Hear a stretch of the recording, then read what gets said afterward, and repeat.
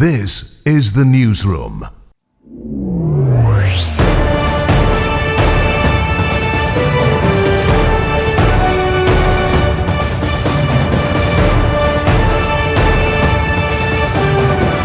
This is the newsroom for Thursday, March 26, 2026. We're broadcasting to you on E1, SKAR TV, NTN and TARZEE TV in Bartica. In the headlines, Guyana protests Suriname's reported charges for use of Corentyne River. I'm really hoping that this can be dealt with as friends, you know. 2 ranks under close arrest as OPR probes death of man in custody. Fisherman found dead days after falling overboard. And in sport, Weslyn Gonsalves' story of resilience shines bright at Novice Bodybuilding Championship. And Minister Jacobs underscores the government's plans for structured sport development.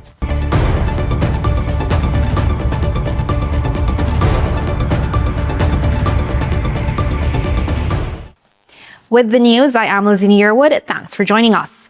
President Dr. Irfan Ali has raised concerns over reports that authorities in Suriname have instituted charges for the use of the Corentyne River, particularly for timber and quarry operators. The Guyanese head of state noted that this could have significant implications for economic activity and long-standing arrangements between Guyana and Suriname. While engaging reporters on Thursday afternoon, President Ali confirmed that the Suriname foreign minister is now engaging Guyanese authorities on the matter. Well, I made my views known on Facebook. We sent a diplomatic note some time ago. From what I'm advised from the Ministry of Foreign Affairs, there was no response as yet. The Foreign Secretary did indicate it to me that the Foreign Minister has engaged him since my post. I'm really hoping that this can be dealt with as friends, you know. The Surinamese private sector and businesses enjoy a level of freedom and equity of access here like any local businesses. And for me, reciprocity is very important. And let's see how this goes in another few days. And, you know, as a country, we will have to make the necessary adjustments to ensure that we are not placed at a disadvantage with the other businesses from Suriname, if it's not corrected. Mr. President, based on any preliminary assessment, could you perhaps tell us about the dollar impact of the move by Suriname? I can't say about the macro numbers. What I can say is that operators, especially in the timber and quarrying industry, are facing the blunt of this, and you know how important that is for our own development now.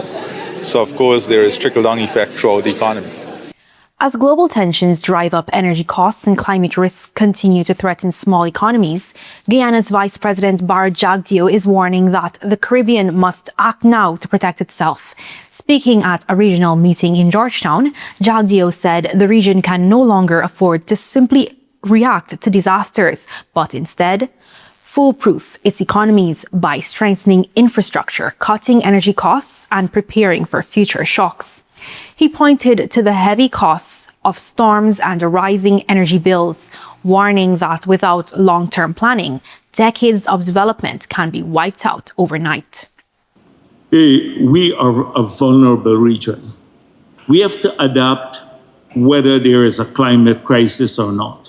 I saw in the IMF said since 1950, 511 disasters have hit small developing countries with less than 1.5 million people. And of those, 324 were in our region since 1950. We know the devastation it has caused the lives, but also how much it has taken away.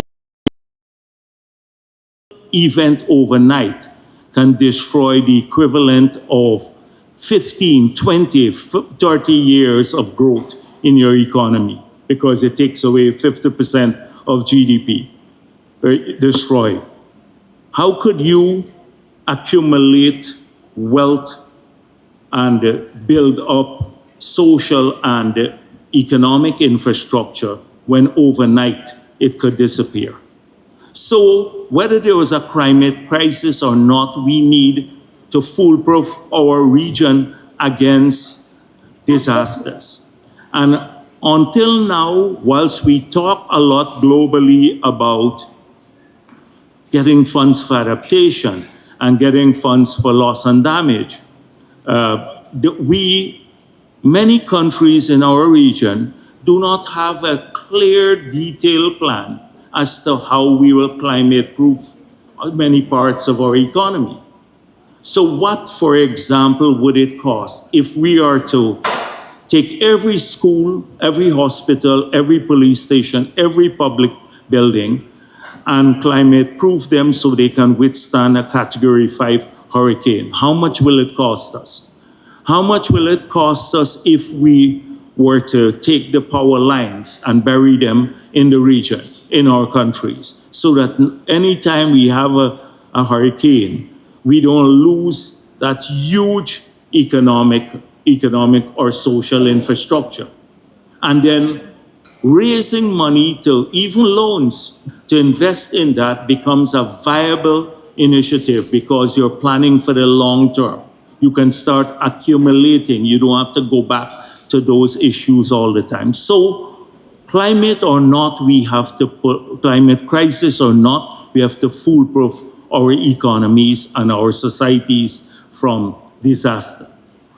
28 people have died in road accidents across the country between January 1 and March 21, 2026, with a majority of the fatal crashes linked to speeding. Shada Bacchus tells us more. Accidents occur every day on the roadways. There are different categories from minor to damage, serious, and even the ones that results in death. When accidents claim lives, they leave behind destruction and cause deep grief for families, creating voids that can never be filled. From January 2026 to March 21, 2026, a total of 28 persons died in road accidents. Statistics provided to the newsroom reveal that speeding was a factor in 18 of the fatal accidents recorded so far this year, making it the leading cause of deadly collisions. The victims include 12 motorcyclists, 8 pedestrians and 6 drivers, along with 1 car occupant and 1 pedal cyclist. A total of 27 vehicles were involved in the fatal crashes, 16 of which were motor cars. It was also disclosed that males accounted for the overwhelming majority of victims, with 23 males and 5 females losing their lives. Most of the victims were between the ages of 25 and 42. In an interview with the newsroom, Traffic Chief Mahendra Singh said despite the deaths, there has been a 26% decrease in the overall number of accidents nationwide for the period when compared to the same period last year. He attributed the reduction to several measures implemented by the Guyana Police Force, including increased deployment of traffic ranks, consistent enforcement, public education campaigns, and the rollout of the Safe Road Intelligence System. The analysis also points that where the decrease has been experienced is as a result of our deployment, is as a result of the unfolding of the Safe Road Intelligence System, which deals with speeding primarily. That is assisting a tremendous lot in terms of putting a dent in how some persons want to drive. Our enforcement that we do daily, and our education awareness programs. In most of the accidents that we experienced this year so far, speeding plays a role. Motorists still take the opportunity to what? When you travel at 80 kilometers to the hour, you still will get by to do the task at hand. Some people take the opportunity that every space that is available that they can increase speed, they do. And when they do so, they don't factor road surface, prevailing weather condition, presence of animals, other vehicles in place such as motor lorries and transporting goods generally. And when they do that now, and you find that they to apply a brake to bring the vehicle to a halt to prevent something from occurring on a collision, they lose control more frequently. And in losing control, the vehicles more than likely to topple. It results in severe injuries and or death. While law enforcement will continue to strengthen its operations, Singh stressed that motorists must also take full responsibility for their actions. I would want to encourage the public to be more law-abiding. I want to encourage the public to understand that each and every time that they go out there, that an accident should not be the only thing to realign their behavior or to cause them to comply with the law. To be voluntarily compliant is a must. I mean, caution is not an option, and personal responsibility, they can't transport that. For the newsroom, Sharda Bacchus. Following the death of Otis John Jordan Payne, 30 of South Haslington East Coast, Damarara, while in custody at the Corriverton Police Station, the Guyana Police Force's Office of Professional Responsibility has launched an investigation into the circumstances surrounding the matter. In a release, the police force said several police and civilian witnesses have been interviewed and statements obtained. Additionally, 2 ranks attached to the said station have been placed under close arrest and are assisting with the investigation. The Guyana Police Force said it wishes to assure the public that the matter is being treated with the seriousness it warrants and that all necessary procedures are being followed as the investigation continues. A post-mortem examination is expected to be conducted on Friday, March 27, 2026. Guyanese companies supply components for new oil vessel. More when the newsroom returns.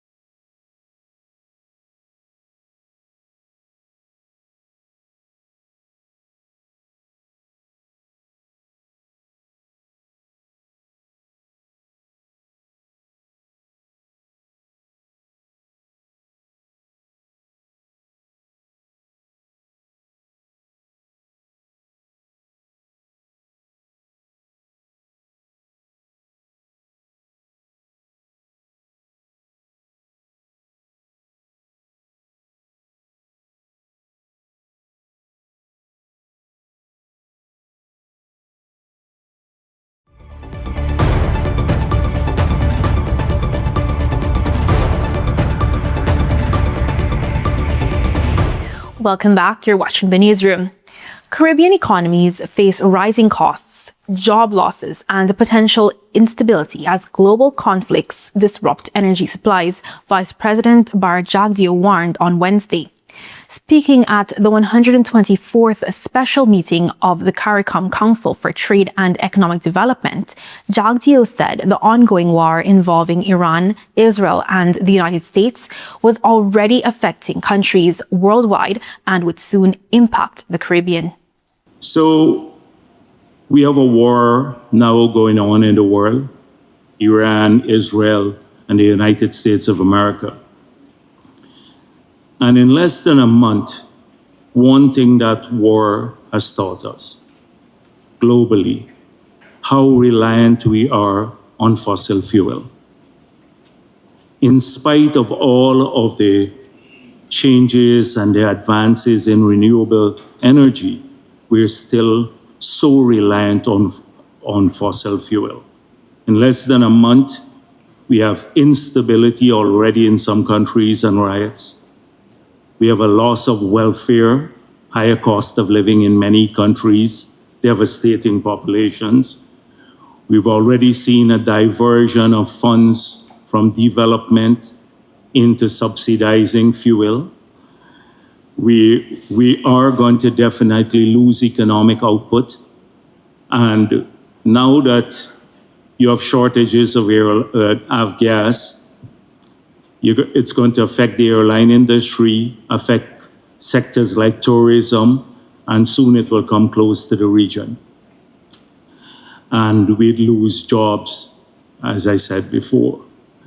So clearly, we are far way off from weaning ourselves off fossil fuel. 2 local manufacturers are being recognized for delivering critical components for a major offshore oil project, highlighting Guyana's growing capacity in the energy sector. Guyana's oil and gas sector marked another milestone as MODEC Guyana hosted a steel cutting ceremony for the Hammerhead FPSO project. The ceremony held on Wednesday signaled the official start of fabrication works for the floating production, storage and offloading vessel. Asquith Guyana Incorporated and Asian Sealand Offshore and Marine Incorporated were contracted to fabricate structural safety handrails for the Hammerhead FPSO. The components will be exported to Asia for installation, marking a significant step for local manufacturing on the global stage. Government officials and industry stakeholders part of ongoing efforts to expand Guyana's offshore production capacity. During the ceremony, Minister of Labour and Manpower Planning, Keoma Griffith, emphasized the importance of building local capacity and ensuring Guyanese benefit from opportunities within the sector. I think Alistair said it quite best. We are laying the foundation for the future. Today's steel cutting ceremony is more than symbolic. It represents progress, partnership, and purpose. It reflects Guyana's continuous rise as a key player in the global energy sector, while ensuring that our people remain at the center of that development.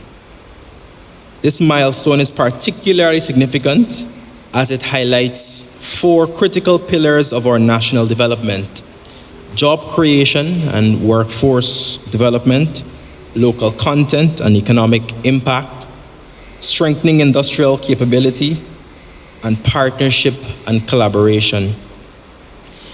These are not abstract ideals, they are tangible outcomes. Once operational, the Hammerhead FPSO is expected to produce up to 150,000 barrels of oil per day, further positioning Guyana within the global energy supply chain. MODEC, the company behind the project, says the milestone reflects its commitment to local content and building partnerships with Guyanese businesses. Also speaking at the event was Rafael Fumis, country manager for MODEC Guyana, who highlighted the company's commitment to local content and collaboration with local manufacturers. The successful completion of the fabrication works are first of many impact from this important project to the local supply chain community.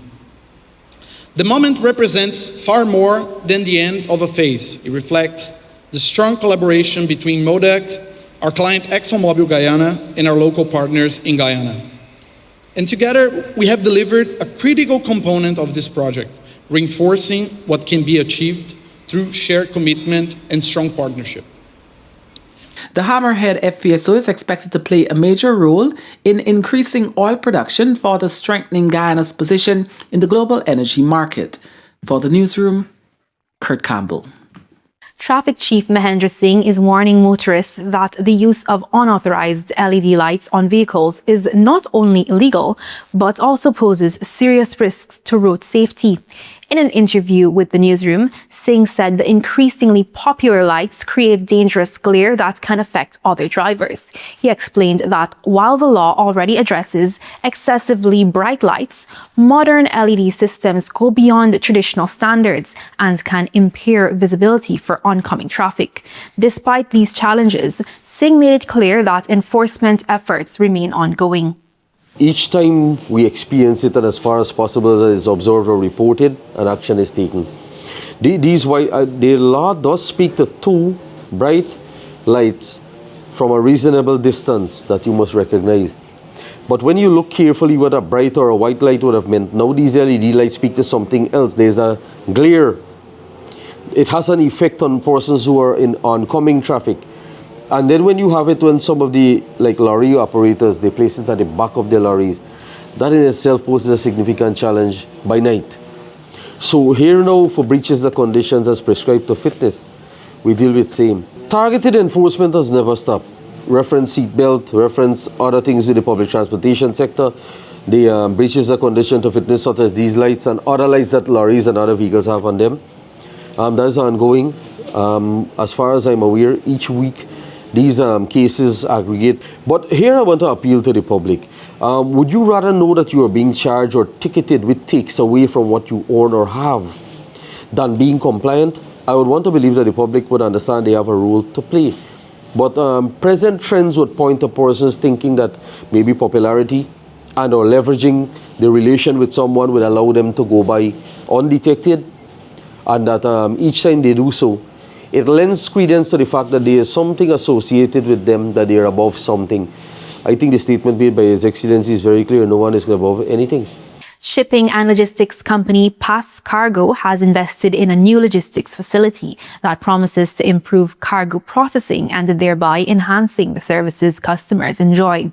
The new facility was launched on Wednesday at the Marriott Hotel in Kingston. The facility, located at Rome East Bank Demerara, is also the country's first commercial off-port customs operation. This means cargo clearance and delivery can be done at this single facility. It's conveniently located off Heroes Highway. This facility offers secure access, spacious maneuverability for all the heavy trucking, etc., ease of parking, and it's been designed intentionally with our customers in mind. Combined with in-house brokerage and delivery logistics, we provide complete import and export solution. Truly speaking, we are offering end-to-end logistics to our customers. This facility, recognized as the first GRA-approved off-site customs logistic hub, is a clear manifestation of private sector confidence in the government of Guyana's strategic vision to digitize and modernize trade processes across the country. It is particularly encouraging to see Pass Cargo not only embrace this vision, but actively advance it. A fisherman has been found dead 2 days after falling overboard. More when the newsroom returns.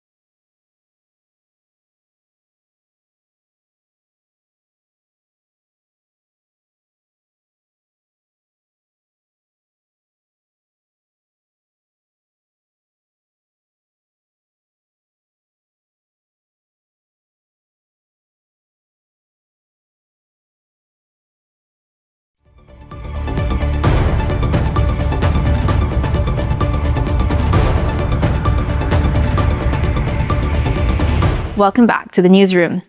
A tragic end to a search for a missing fisherman in Berbice as 28-year-old Aladdin Duki was found dead 2 days after he fell overboard during a fishing trip.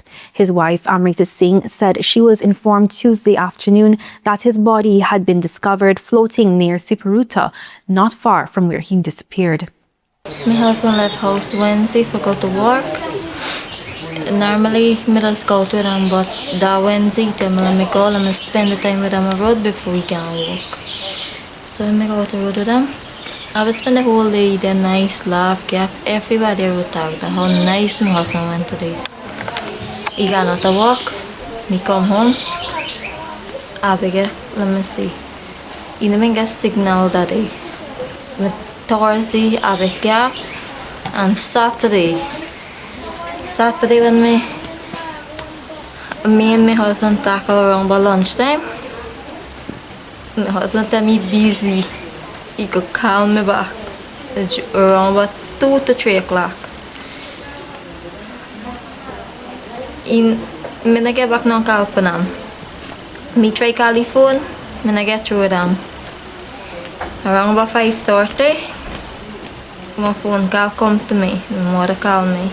When I get the news, my husband drunk it. My husband don't drunk it.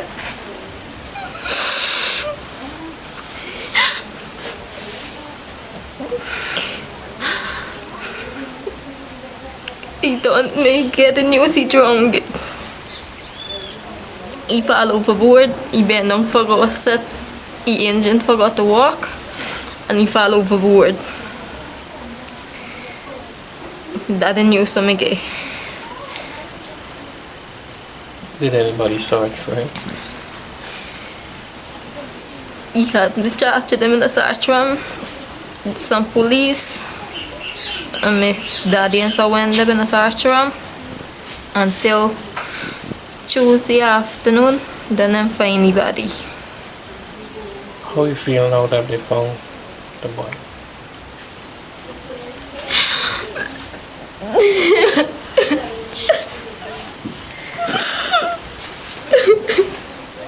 Several villages in Corriverton, Corentyne Berbice are dealing with flooding after days of intense rainfall, leaving residents counting losses and raising concerns about drainage systems. 66-year-old the situation as a disaster, saying floodwaters entered his yard, kitchen and garage after prolonged rainfall. He was forced to move nursery plants and elevate appliances to prevent damage. Corriverton Mayor Imran Amin explained that high tide forced the closure of cokers, causing water to back up in trenches and internal drains. Well, yesterday I called it a disaster. To be honest, we never flooded like this. The rain started, I see the water building, eventually the drain started full. Filling coming all the time. Next thing, I was right there stand up and watching and the water started running. Started raising and running. Next thing, I had a pool, a bathing pool in there, I could swim. And the water coming all the time. Well, me ask, the neighbor around some man, excavated dig, them drain the other day. Wow, the water building some. But I don't know, like, what work they say, we said, I can't tell you. But they know what they do. As of yesterday, for the past 2 days, we had some extreme showers of rain. The downpour was beyond usual. I mean, we all know that is not in the control of any human being. That's more of the control of the Almighty. Now, we did had extreme rainfall within the Corriverton area, the district, and as such, persons were affected because of the fact that at the time when the downpour was happening, the caucus that is within the township of Corriverton was closed due to the tide was up.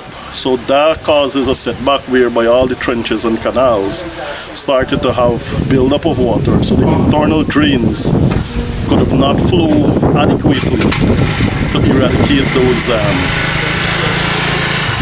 heavy downpour of water, which causes a few areas and residents to be affected by those heavy downpour of water. So that's the situation currently, and when the tide receded, then the coco was open, and given taken about an hour or two, the entire town, all the water that was lodged, all the water eventually flow, and everything started to get back to normal. Amid rapid global change, Caribbean labor leaders are calling for decisive action to better protect and empower workers.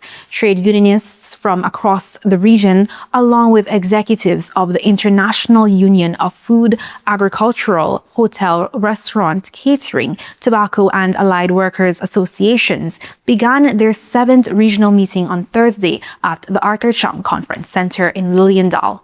The Caribbean continues to face the challenge of skilled migration. This reality makes it even more urgent for us to invest in innovation, create opportunities at home, and ensure that our people see a future of prosperity right here in our region. We must inspire younger generations to see agriculture, food production, and hospitality not as aging or unappealing industries, but as dynamic sectors full with opportunity. And here in the Caribbean, these global pressures and challenges are felt sharply. We are here to organize. We are here to build union power. We are here to build and shape the future of our members. When the newsroom returns, the financial, weather and bridge report along with sport news. Stay with us.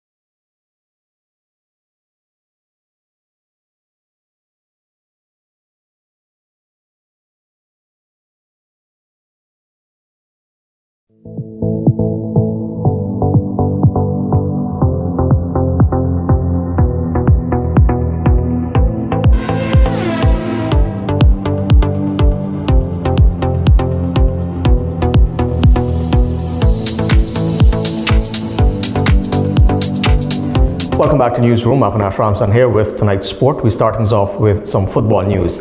The Guyana Football Federation has announced the commencement of nationwide consultations with regional associations and youth football clubs across Guyana as part of the development of its transformative youth ensemble project focused on the expansion of youth club football. This initiative, according to the GFF, represents a strategic step towards strengthening the foundation of youth club football nationwide.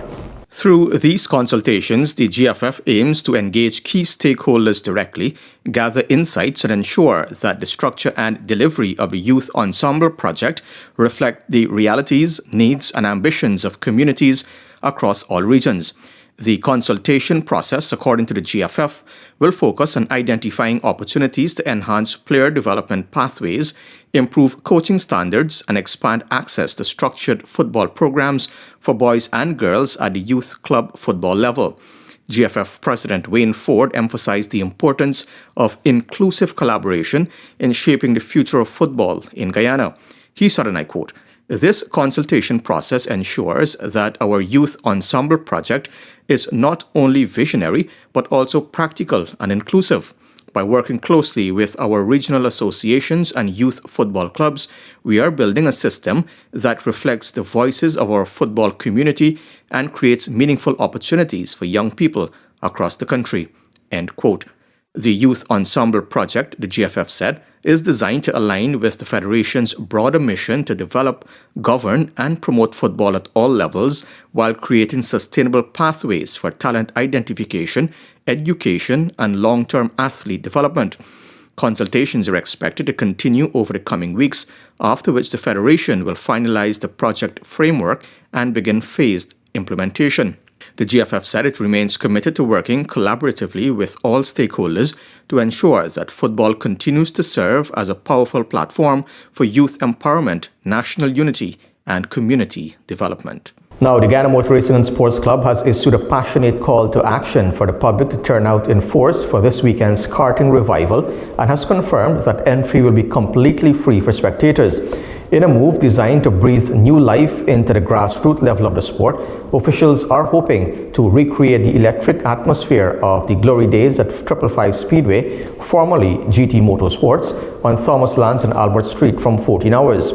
Waiving entrance fees is a strategic move to attract younger people and families who may not have experienced the raw intensity of wheel-to-wheel karting. In addition to four-wheel action, the club is exploring supermoto bike racing as a potential permanent fixture in future programs to broaden the event's appeal. The event has secured significant backing from the Guyanese private sector, led by Ming's Products and Services, with additional sponsorship from Guyoil, Castrol, and ENET. Minister within the Ministry of Culture, Youth and Sport, Stephen Jacobs, said government is serious about the growth and development of sport in Guyana, hence its continued investment in new and existing facilities across the country. Echoing the sentiments of President Irfan Ali, Jacobs pointed to Guyana becoming a hub for major sport activities with events like the Global Super League T20 Cricket and GT Challenge de las Americas motor racing at the forefront. Athlete development is also a key component of the process, and Minister Jacobs added that alliances with local stakeholders are necessary to provide avenues for talents to be harnessed. The minister was speaking recently at the launch of the Massey on the 18 secondary schools football tournament and commended the Petra organization for their involvement in promoting grassroots development. On a broader scale, I want to also mention here that we see Guyana as a sporting destination, and we see sport as very important, and it plays a significant role in our GDP. So that is why we want to continue to build more facilities so that we provide world-class facilities for you to develop, of which we're building out a high-performance center at Good Hope. We're starting already this year. You saw we opened the Bay Rock facility. We're now going to, and that has a football pitch of which I will ask the organizers to take games there also and take it right across the different regions. We have a pitch that will open pretty soon at New Amsterdam. So that is what we want to do. When we put the facilities in place, we want to make sure that we can take the opportunities right across Guyana. From the Ministry of Culture, Youth and Sport, what we've rolled out in relation to community grounds, what we've rolled out in relation to facilities, what we've rolled out in relation to an elite program for national athletes. This is athletics. We are working to have one of the best sporting ecosystem in the entire world. So what we are doing is geared towards accomplishing that. When you have people like Petra on board and all the other organizations and organizers of tournaments, we are happy to have that. And also we are happy to have Massey and any other corporate entity. But what we are building out is something that will be second to none, and we want to lead. We want to lead in every single sector. That is why you're seeing the Global Super League. That is why you'll see the GT, the Las Americas pretty soon. That is why you'll see CPL. I'm saying all of these things for you to really understand the wider picture of what government is trying to do. We tell you now that a record sum of about $1.63 billion has been successfully bid by a high-profile group of US-based sports investors to buy the Indian Premier League side, Rajasthan Royals. ESPN Cricinfo has learned that the consortium, which is led by Arizona-based tech entrepreneur Kal Somani, also includes owners of 2 franchises in US-based NFL. Somani, who migrated from India to the US, is already one of the existing investors in Rajasthan Royals. He's understood to have joined forces with 2 others to stake complete ownership of Rajasthan Royals, winners of the IPL's inaugural edition in 2008. In addition to Rajasthan Royals and IPL, the Somani-led consortium will also have ownership of all of the Royals branded teams. Those are Pearl Royals in SAT20 and Barbados Royals. Impact Rajasthan Royals 2026 IPL, with the franchise scheduled to play its first 3 home matches at its second home venue in Guwahati. Royals, who have appointed Rian Parag as their new captain, will play their first match against 5-time champions Chennai Super Kings on March 30th. Now, Weslyn Gonsalves' story is one of resilience. A few short years ago, she tipped the scales at a whopping 250 pounds, a result of genetics compounded by bad eating habits. And just as she was about to commit to a gym, she found out she was pregnant, and with that came the cravings. Post-pregnancy, the nail technician of Ice House Road, Timeri, made a concerted effort to shed the pounds, doing so successfully at VS Fitness, led by trainer Videsh Sukram.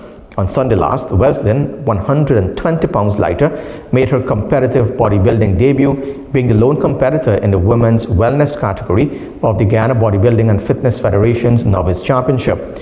The tremendous reception she received upon hitting the stage was a symbol of her triumph on a fitness journey that has been nothing short of transformational and inspirational.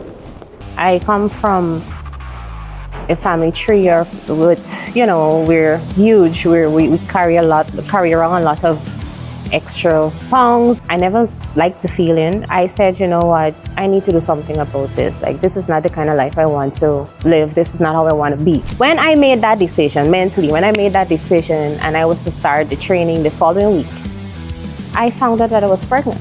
I would have spent that entire pregnancy at home in bed, and I would just eat because, I was stressed of the fact that I couldn't get to go to the gym. Like, this is a part of my lifestyle now, and I can't do this. And when I'm stressed, I'm a stress eater, so I'm constantly pushing things in my mouth when I got my baby, and it took a lot of courage for me to get back to going to the gym.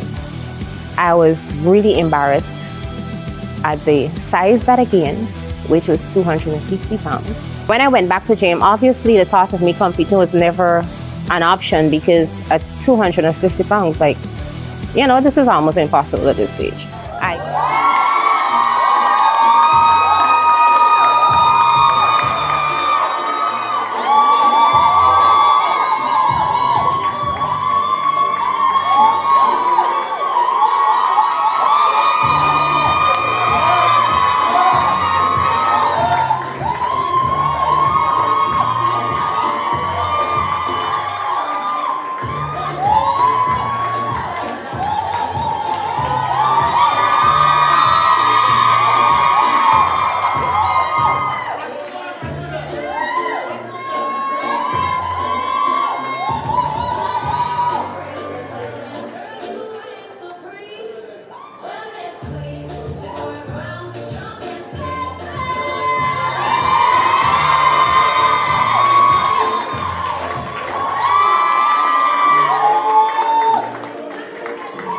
We spoke a couple months back about you hitting the stage.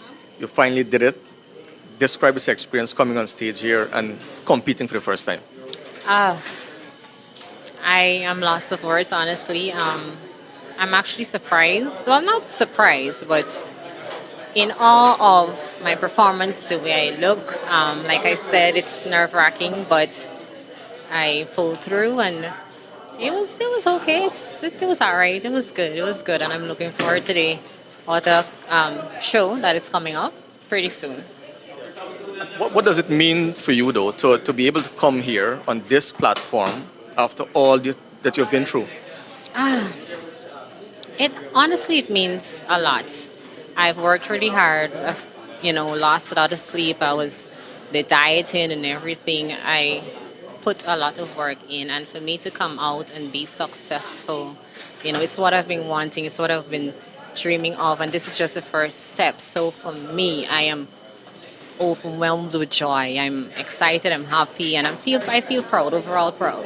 The crowd was rooting for you. Did that make you nervous, or did that motivate you? No, that actually helped motivate me. I was motivated by the crowd, and I'm so grateful for my girls and my family members that was here to support me. They were out there screaming, and it was really nice to have them here, to have that support.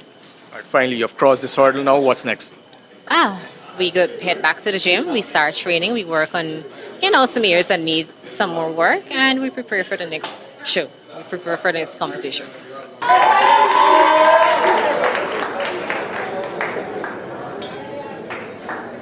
We also have a Fisher cash grant by giving her a cash prize. And with that, we've come to the end of the news for this evening. Of course, you can find updates on these and other stories on our website, newsroom.gy, and all social media platforms. On behalf of the entire news team, I'm Avinash Ramzan. Thanks for watching. Be safe. See you next time.